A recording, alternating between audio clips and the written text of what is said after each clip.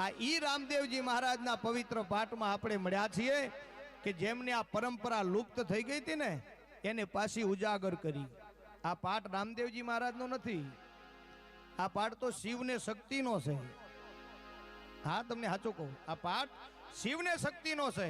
રામદેવજી મહારાજને તે 650 વર્ષ થયા અને આ પાઠની પરંપરામાં આરતીમાં આપણે બોલીએ છીએ કે પહેલા યુગમાં પહેલા જ રાજાએ પાઠ માંડ્યો, હોનાનો પાઠ, હોનાનો ઠાઠ, અને એમાં 5 કરોડ તરી ગયા. કેટલા?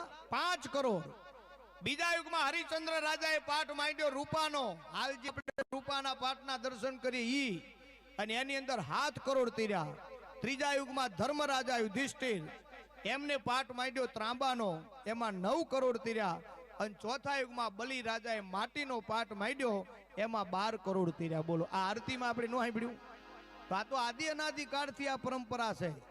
પણ એમાં ચોથા પાઠમાં માટીના પાઠ આવ્યા ને એમાં 12 કરોડ તર્યા. બોલો, હોનામાં 5 જ, હોનું હતું ને એમાં 5 કરોડ જ તર્યા, પણ માટીમાં 12 કરોડ. એટલે એનો અર્થ એ છે કે વર્ષો પહેલા એમને ખબર પડી ગઈ હતી કે જતા દાડે માટીની કિંમત થાય. બોલો, અત્યારે આ જમીનોના ભાવ કેવા છે બેનો? સાચું કહેજો, કેવા ભાવ, કરોડોના ભાવ છે. જેના જોડે જમીન છે ને એ તો રાતા પીડા થઈ જાય ભાઈ. એટલે આરતી આપણને એમ કહે છે કે જમીન હોય ને તો કોઈ દી વેચવી નહીં, ગમે એવી તકલીફ પડે, ગમે એવું કરી લેવાનું બીજું કામ, પણ બાપ દાદાની જમીન વેચવાની નહીં, 2 વીઘા વધારવાની, બાકી ઘટાડવાની નહીં. આ મારી તમને પ્રાર્થના છે. બોલો, પાઠની આરતીના પરંપરામાં હો, આ તમને કહું, આ મારા શબ્દો નથી, આપણી આરતીના શબ્દો છે. એટલા માટે કહું કે રામદેવજી મહારાજના સાનિધ્યમાં આપણે અંતરના ભાવથી અહીં કેટલાય સંતો તરી ગયા છે.